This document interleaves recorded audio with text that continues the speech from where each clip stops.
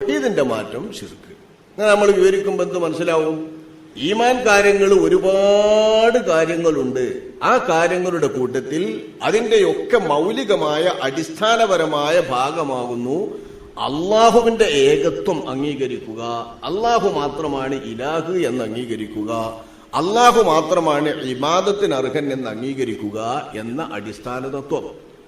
ഈ അടിസ്ഥാന തത്വം ഉണ്ടെങ്കിലേ ബാക്കി ഈമാൻ കാര്യങ്ങളൊക്കെയും പരിഗണിക്കുള്ളൂല്ലോ. ആ അടിസ്ഥാന ഭാഗത്തിന്റെ പേരാണ് തൗഹീദ്.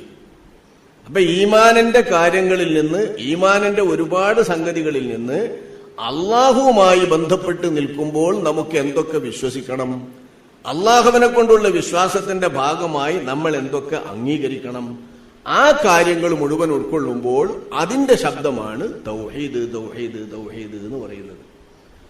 അതേപോലെ തന്നെ ശിർക്കും ഈ തൗഹീദിന്റെ മാറ്റം. അപ്പൊ ഈമാൻ എന്നതിന്റെ പോലെ നേരെ മറിച്ചുള്ള മറുഭാഗത്തെ ഒന്നാണ് കുഫർ. ഈ കുഫർ എന്ന വിശാലമായ കാഫിറാവുക എന്ന, ഇസ്ലാമിൽ നിന്ന് പുറത്തു പോവുക അല്ലെങ്കിൽ ഇസ്ലാം ഇല്ലാതിരിക്കുക എന്ന വിശാലമായ കുഫറിൽ അള്ളാഹുവുമായി ബന്ധപ്പെട്ടുകൊണ്ട്, അള്ളാഹുവിന്റെ ഏകത്വത്തിന്റെ വിശ്വാസവുമായി ബന്ധപ്പെട്ടുകൊണ്ട് ഭംഗം വരുന്നതും എതിര് വരുന്നതുമാണ് ശിർക്ക്. ശിർക്ക് എന്നറിയുന്ന വമ്പൻ കുഫർ. ഇത് സാധാരണ നമ്മൾ മനസ്സിലാക്കാതെയോ വിശദീകരിച്ചു കൊടുക്കാതെയോ ഒക്കെ കൂട്ടിയിട്ടിട്ട് പഠിക്കും. ഇതുകൊണ്ട് ഒരുപാട് പ്രശ്നങ്ങളും വരും. ഇപ്പൊ നമ്മൾ തൗഹീദ് ശിർക്ക് എന്ന് സംസാരിക്കുമ്പോഴുള്ള ഈ ശിർക്ക് അള്ളാഹുവിന്റെ റസൂല് ഉച്ചാടനം ചെയ്യാനും വിപാടനം ചെയ്യാനും വേണ്ടി വന്നിട്ടുള്ള കാര്യങ്ങളുടെ കൂട്ടത്തിൽ വെച്ച് അതിഗൗരവതരമായിട്ടുള്ളതാണ് എന്ന് കഴിഞ്ഞ ക്ലാസ്സിൽ നിന്നും നമ്മളിപ്പോ ഈ മനസ്സിലാക്കുന്നതിൽ നിന്നും നമ്മൾ ഗ്രഹിക്കണം. അതിഗൗരവം. ഞാൻ അതിന്റെ അപ്പുറത്തേക്കൊന്നില്ല. ഇന്ന ശിർക്കൽ ദുൽമുൻ അദീം എന്ന് പറയുന്ന അതാണ്. കുഫർ എന്ന് പറഞ്ഞാലോ, ഞാൻ നേരത്തെ പറഞ്ഞ മാതിരി മുസഹഫ് എടുത്ത് ചീന്തി ഒരാള് ഇത് നിസ്സാരമാക്കിയിട്ട് മനസ്സിന്റെ അകത്ത് തന്നെ അത് കീന്താമെന്നുള്ള വിശ്വാസം ഉണ്ടെങ്കിൽ അയാൾ കാഫിറായി. 5 വഖത്ത് നിസ്കാരത്തിന്റെ നിർബന്ധം അത് അംഗീകരിക്കാൻ ഒരാൾ കൂട്ടാക്കിയില്ല, ഒരാൾ നിഷേധിച്ചു, അയാൾ കാഫിറായി. മനസ്സാ നിഷേധിച്ചാ കാഫിറായി. ശിർക്കല്ലത്. ശിർക്ക് വരുന്നില്ല അവിടെ.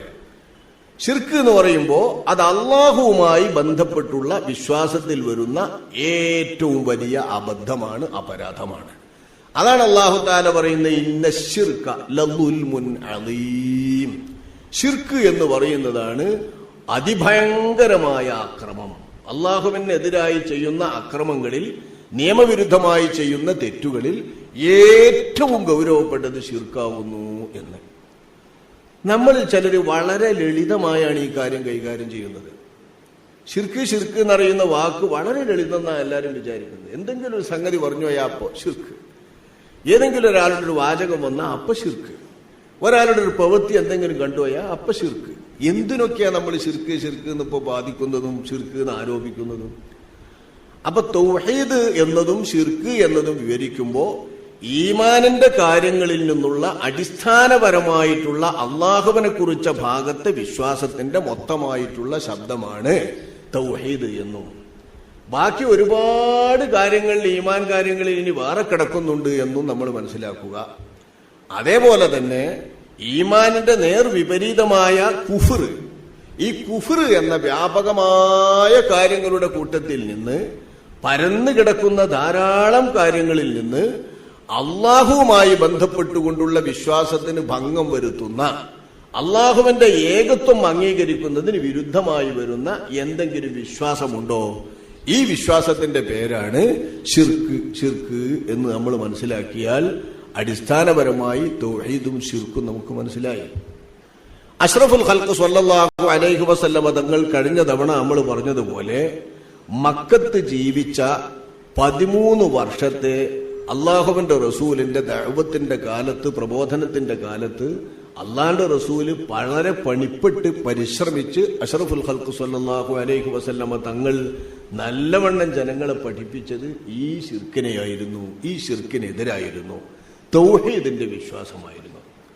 ആ വിശ്വാസത്തെ പഠിപ്പിക്കാൻ ഇത്രയധികം കാലം, ആകെ അള്ളാഹുവിന്റെ റസൂലിന്റെ പ്രബോധനത്തിന്റെ കാലം 20 കൊല്ലാണല്ലോ. നമ്മൾ കണക്കൂട്ടിയ 20 കൊല്ലം. ഈ 20 കൊല്ലത്തെ പ്രബോധനത്തിലെ പകുതി ഭാഗം മക്കത്ത് 10 കൊല്ലം, 3 കൊല്ലം എന്റെ മുമ്പും. അങ്ങനെ 10 കൊല്ലം അഷ്റഫുൽ ഖൽഖ് സ്വല്ലല്ലാഹു അലൈഹി വസല്ലമ തങ്ങൾ മക്കത്ത് കഴിച്ചു കൂട്ടിയത് മക്കത്തെ ജനങ്ങളിൽ അള്ളിപ്പിടിച്ചു നിന്ന നൂറ്റാണ്ടുകളായി അവരിൽ ജീർണിച്ചു കിടന്നിരുന്ന ശിർക്ക് എന്ന മഹാ അപരാധമായ ഏറ്റവും മോശപ്പെട്ട വിശ്വാസത്തെ തൂത്തുമാറ്റുവാനും അതിനെ ഇല്ലായ്മ ചെയ്യുവാനുമായിരുന്നു എന്ന് വരുമ്പോ എത്ര ഗൗരവതരമാണിത് എന്നാണ്. ഈ ഗൗരവം നമ്മൾ കുറച്ച് കാണാൻ പാടില്ലല്ലോ. ശിർക്കിന്റെ, തെറ്റിന്റെ, അപരാധത്തിന്റെ ഗൗരവം നമ്മൾ കുറച്ച് കാണാൻ പാടില്ല. അതിന്റെ നേർ വിപരീതമായ തൗഹീദിന്റെ വലുപ്പവും സ്ഥാനവും അതും നമ്മൾ ഇടിച്ചു കാണാൻ പാടില്ല. അത് വളരെ വലിയ സ്ഥാനമുള്ള വിശ്വാസമാകുന്നു എന്ന് പറയണം. എന്നാൽ ഒരു മനുഷ്യൻ മുവഹിദാണ്, ഓൻ തൗഹീദ് ഉണ്ട് എന്ന് പറയണമെങ്കിൽ ഈമാൻ കാര്യം മുഴുവൻ ഉണ്ടാവണം. എന്നാലേ അയാൾക്ക് തൗഹീദ് ഉണ്ട് എന്ന് വിശേഷിപ്പിക്കൂ. ഒരാളെ മുവഹിദ് എന്ന് പറയുന്ന കാര്യവും തൗഹീദ് എന്നറിയുന്ന ഒറ്റക്കെടുത്തിട്ടുള്ള കാര്യവും ഇത് രണ്ടും രണ്ടായിട്ട് നമ്മൾ മനസ്സിലാക്കണം. ഒരാൾക്ക് തൗഹീദ് ഉണ്ട് എന്ന് പറയണമെങ്കിലും ഈമാൻ ഉണ്ട് എന്ന് പറയണമെങ്കിലും ഇസ്ലാം ഉണ്ട് എന്ന് പറയണമെങ്കിലും വിശ്വസിക്കേണ്ട കാര്യങ്ങൾ മുഴുവൻ വിശ്വസിക്കുമ്പോഴേ നമ്മൾ അയാൾ തൗഹീദ് ഉണ്ട് എന്ന് പറയുള്ളൂ. പക്ഷേ ഈമാൻ കാര്യങ്ങളിൽ നിന്ന് അടിസ്ഥാനപരമായിട്ടുള്ള ഭാഗമാണ് തൗഹീദ് എന്നതിന് നിർവചിക്കുമ്പം വരിക.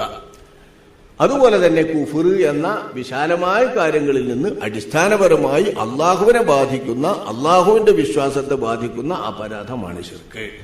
ഇത് 10 കൊല്ലം അഷ്റഫുൽ ഖൽഖ് സ്വല്ലല്ലാഹു അലൈഹി വസല്ലം തങ്ങൾ പഠിപ്പിച്ച ശേഷമാണ് ഹിജ്റയുടെ കൽപ്പനയും അനുവാദവും അള്ളാഹുവിന്റെ റസൂലിനുണ്ടായി നബി തങ്ങൾ മദീനത്തേക്ക് പോകുന്നത്.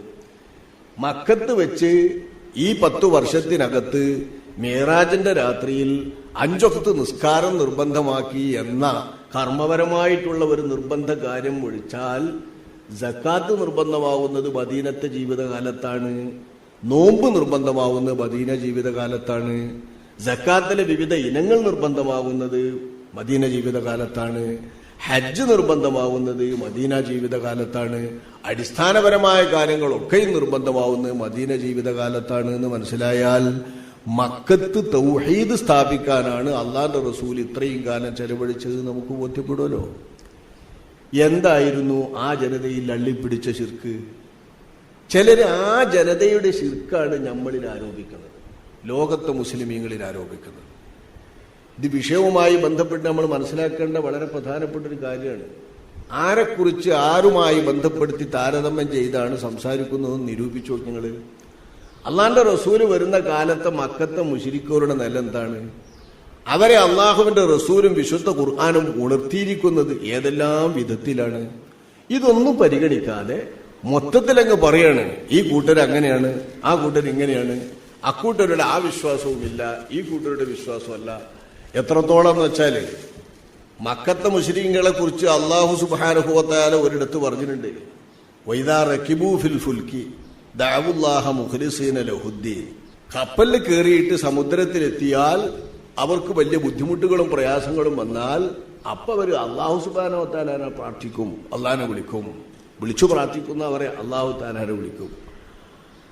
ഫലമ്മാ നജ്ജാഹും മിനൽ ബർ, കരയിലേക്ക് അവരവിടെ നിന്ന് അള്ളാഹു തആല രക്ഷപ്പെടുത്തി കരയിലെത്തിയാലോ അപ്പോഴേക്കത് അവർ മുശ്രിക്കുകളായി മാറുന്നു. ഇത് വിശുദ്ധ ഖുർആനിലെ ഒരു ആയത്താണ്. ഈ ആയത്ത് മനസ്സിലാക്കിയാൽ തന്നെ യഥാർത്ഥത്തിൽ മക്കത്തെ മുശ്രിക്കുകളെ കുറിച്ച് മനസ്സിലാക്കാൻ നമുക്ക്.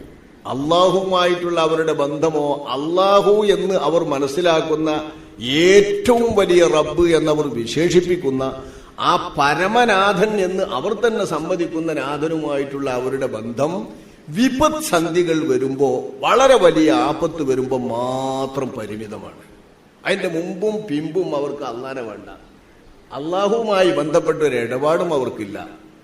ഇവിടെ സാധാരണ പറയാലെന്താ, അള്ളാഹ് റബ്ബാണ്, അള്ളാഹ് റബ്ബാണ്, അള്ളാഹ് പഠിച്ചവനാണ്, അള്ളാഹാണ് വജീരം തരുന്നത്, അള്ളാഹുവാണ് എല്ലാം എന്ന് മക്കത്തെ മുസ്ലിങ്ങൾക്ക് ആകെ വിശ്വാസമാണ്. ഒരു കുട്ടിക്കും ഒരു എതിരഭിപ്രായമല്ല, എല്ലാ മക്കത്തെ മുസ്ലിങ്ങൾക്കും ആ വിശ്വാസമാണ്. അതേ വിശ്വാസമാണ് നമ്മുടെ കൂട്ടർക്കും നമ്മുടെ നാട്ടിലുള്ള എല്ലാ വിശ്വാസികൾക്കും ഉള്ളത് എന്നാണ് ഇവർ സാധാരണ പറയാ. വാസ്തവത്തിൽ അള്ളാഹ് പറയുന്നത് എന്താ? എല്ലാ സമയത്തും അവർ അള്ളാഹിനെ വിസ്മരിക്കുന്നു.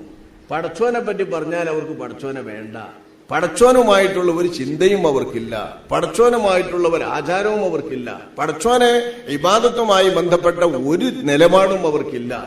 അവർക്ക് അല്ലാഹു സുബ്ഹാനഹു വ തആലാനെ ഓർമ്മ വരിക എല്ലാം കഴിഞ്ഞ് സമുദ്രത്തിന്റെ നടുക്കളത്തിൽ എത്തിപ്പെടുമ്പോ പ്രയാസപ്പെട്ട വല്ലതും വരുമ്പോ അപ്പോഴവർ അള്ളാനെ ഓർക്കും, അള്ളാനെ വിളിക്കുന്നതാണ്. ഈ വിളിക്കുന്നു പറഞ്ഞ മുശ്രിക്കീങ്ങളെ കുറിച്ച് ആയത്തോതിയിട്ട് നമ്മളെ ഇവിടെ ശിർക്ക് ആരോപിക്കുന്നവരോ നമ്മുടെ പ്രവർത്തനങ്ങളിൽ ഓരോന്നിൽ ശിർക്ക് പറയുന്നവരോ ഒക്കെ സാധാരണ പറയുന്ന ആ സമയത്തെങ്കിലും ഈ കൂട്ടർ സന്ദിഗ്ധ വേളയിലെങ്കിലും അള്ളാഹുവിനെ വിളിച്ചിരുന്നു. നമ്മളെ നാട്ടിലെ മുശ്രിക്കീങ്ങൾക്ക്, നമ്മളെ നാട്ടിലെ ശിർക്കുകാർക്ക്, ഔലിയാക്കന്മാരുമായി ബന്ധപ്പെട്ടുകൊണ്ട് ചിന്തിക്കുന്നവർക്ക് ആ സമയത്തും അള്ളാഹുവിനെ വേണ്ടല്ലോ. അപ്പൊ മക്കത്തെ മുശ്രിക്കുകളെക്കാളും കടുത്ത മുശ്രിക്കുകളാവുന്നു ഇവർ എന്ന ഈ തൗഹീദുമായാണ് അത്തൗഹീദ് എന്ന പേരിൽ, നിങ്ങൾ അത്തൗഹീദ് എന്ന പുസ്തകമാണ്, ഇത്ര കട്ടിയുള്ള പുസ്തകം. നടാടെ ഈ വിഭാഗം വന്ന കാലത്ത് ഇത് 6ാമത്തെ പതിപ്പാണ്. 6ാമത്തെ പതിപ്പ്.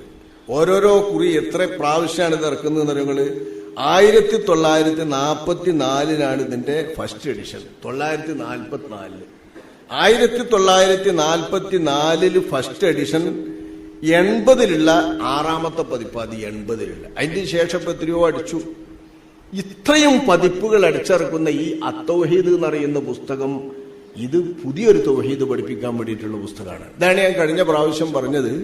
തൗഹീദ് എന്നതിനെ അള്ളാഹുവിന് മാത്രം ആരാധിക്കുക എന്നാക്കി മാറ്റിയിട്ട് അള്ളാഹുവിന് മാത്രം ആരാധനയുടെ കർമ്മങ്ങളൊക്കെയും പരിമിതപ്പെടുത്തി ആരാധനന്റെ കർമ്മം മറ്റാരിലേക്കും തിരിക്കാൻ പാടില്ല എന്നാണ് ഇതിൽ പഠിപ്പിച്ച തൗഹീദിന്റെ ആകത്തുക. എന്നിട്ട് ഇതിൽ പറയുന്നത് നമ്മൾ ചെയ്യുന്ന, മുസ്ലിമീങ്ങൾ ചെയ്യുന്ന ഒരുപാട് കർമ്മങ്ങൾ ആരാധനയുടെ കർമ്മങ്ങളാണ്. ഇത് അള്ളാഹു അല്ലാത്തവർക്കാക്കുന്നു. ഈ ശിർക്ക് നമ്മെ ആരോപിക്കുമ്പോ തൗഹീദ് പഠിപ്പിക്കുന്ന ആയത്ത് വിവരിച്ചിട്ട് ഇതിൽ കുറിക്കുകയാണ്, മക്കത്തെ മുശ്രിക്കുകൾക്ക് ആ സന്ദിഗ്ധ വേളയിൽ പോലും അള്ളാഹുവിനെ ഓർമ്മ ഉണ്ടായിരുന്നു, നമ്മളെ നാട്ടിലെ മുശ്രിക്കീങ്ങൾക്ക് ആ ഓർമ്മയും ഇല്ലല്ലോ എന്നാ പറയുന്നത്. അപ്പൊ അത് എത്ര കടുത്ത അപരാധമാണ് ഈ പറയുന്നത്. ശിർക്കിനെ അവരെങ്ങനെയാണ് മനസ്സിലാക്കുന്നത്? മക്കത്തെ മുശ്രിക്കീകളുടെ അള്ളാഹുവുമായിട്ടുള്ള ഓർമ്മയില്ലാത്ത അവസ്ഥയാണ് അള്ളാഹ് ഈ ആയത്തോണ്ട് ഉദ്ദേശിക്കുന്നത്. അട്ടിമറിക്കുകയാണ് ആയത്തിനെയും. അള്ളാഹ് ഉദ്ദേശിക്കുന്നത് എന്താണ്? മക്കത്തെ മുശ്രിക്കീങ്ങൾ ചോദിച്ചു ബുദ്ധിമുട്ടുമ്പോ അവരുടെ വിശ്വാസത്തിന്റെ ആകത്തുക എന്താണെന്നറിയോ? അള്ളാഹ്ന്നറിയുന്ന മഹേശ്വരൻ എന്ന് മലയാളത്തിൽ പറയാവുന്ന, ഏറ്റവും സൃഷ്ടാവും എല്ലാ നിയന്താവും എന്ന് എല്ലാ അർത്ഥത്തിലും ഏവരും സമ്മതിക്കുന്ന അള്ളാഹു എന്ന് അറബികൾ പരമ്പരാഗതമായി വിളിച്ചു വരുന്ന ആ അള്ളാഹു ആണ് എല്ലാ റബ്ബുകളുടെയും വലിയ റബ്ബ്, എല്ലാ ഇലാഹുകളുടെയും വലിയ ഇലാഹ്. ആ ഇലാഹിന്റെ കീഴെയുള്ള താഴെയുള്ള ദൈവങ്ങളാണ് ബാക്കി ദൈവങ്ങളൊക്കെ നാം മക്കത്തെ മുശ്രിക്കുകൾ.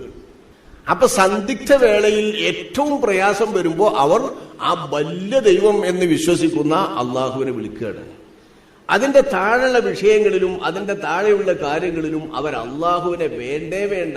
പൂജയില്ല അവർക്ക് അള്ളാഹു വേണ്ട, ആരാധനയില്ല അള്ളാഹു വേണ്ട, ഒട്ടകങ്ങളെ നേർച്ചയാക്കുമ്പോ അള്ളാഹു വേണ്ട, മൃഗങ്ങളെ ബലിയാക്കിയിട്ട് വെക്കുമ്പോഴോ മൃഗങ്ങളെ നേർന്നിട്ട് വെക്കുമ്പോഴോ പല ജാതി ആചാരം അവരുണ്ടാക്കിയിട്ടുണ്ട്. ഇതൊക്കെ വിഗ്രഹ ദൈവങ്ങൾക്ക് വേണ്ടി, അതൊക്കെ അവർ സ്വന്തം സൃഷ്ടിച്ച ദൈവങ്ങൾക്ക് വേണ്ടി, കൽദൈവങ്ങൾക്ക് വേണ്ടിയിട്ടുള്ള ഇടപാട്. ഈ കൽദൈവങ്ങൾക്ക് വേണ്ടി വെച്ച ഇടപാടുകളൊക്കെ നടത്തിക്കൊണ്ട് അതിൽ മാത്രം സായുജ്യമടന്ന് ജീവിക്കുന്ന ആ മുശ്രിക്കീങ്ങളുടെ ശിർക്കാണ് നമ്മുടെ ശിർക്ക് എന്ന് പറഞ്ഞാൽ. അള്ളാഹുവിന്റെ റസൂല് 10 കൊല്ലം ഈ മുശ്രിക്കീങ്ങളുടെ മുമ്പിൽ അവരുടെ ശിർക്ക് മാറ്റാൻ വേണ്ടി കഠിനാധ്വാനം ചെയ്ത ആ ശിർക്ക് എത്ര വിലയിടിച്ചിട്ട് കുറച്ചിട്ടാ കാണിക്കുന്നത്. നമ്മളിൽ ഒരാളും അത്തരത്തിൽ ലാ ഇലാഹ ഇല്ലല്ലാഹ്ക്ക് വിരുദ്ധമായിട്ടുള്ള അള്ളാഹുവിന് പുറമെ ഒരു ഇലാഹിനെയോ അള്ളാഹുവിന് പുറമെ ഇബാദത്തിനോ ആരാധനക്കോ അർഹമായിട്ടുള്ള ഒരു ചെറിയ ദാത്തിനെയും സങ്കല്പിക്കുന്നില്ല.